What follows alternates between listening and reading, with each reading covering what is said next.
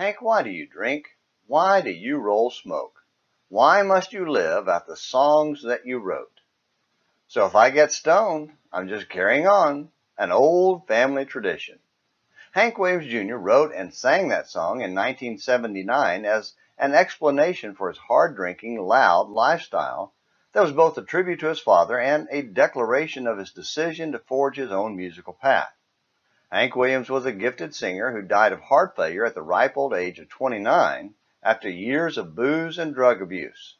Hank Jr. initially followed in his dad's musical footsteps as a mini version of Hank Sr.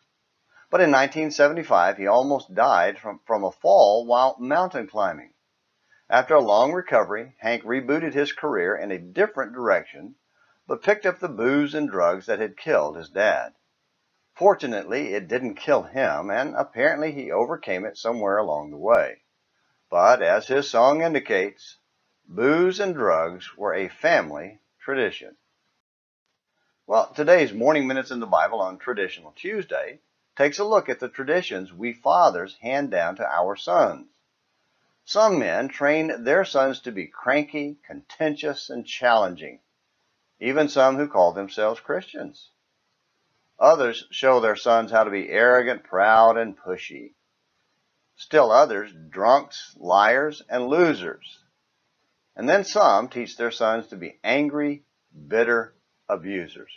What an awful legacy and awful tradition to hand down to one's son.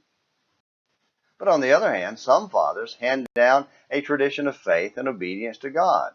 Faithful men like Abraham, who demonstrated faith and obedience for his son Isaac, who was also faithful and obedient.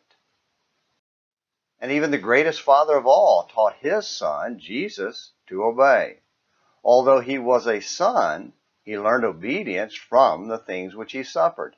Hebrews 5, verse 8. Make no mistake, men. Your every word and act is absorbed by that little boy at your side. So consider carefully what traditions you will pass on to him. Will it be booze and drugs or faith and obedience? Why not hand down a tradition of faith and obedience? It's what God wants, and it starts with your obedience to Him. Oh, and one tradition we're sharing is watching Morning Minutes in the Bible every day. Until tomorrow, this is James McClenny hoping you have a great day.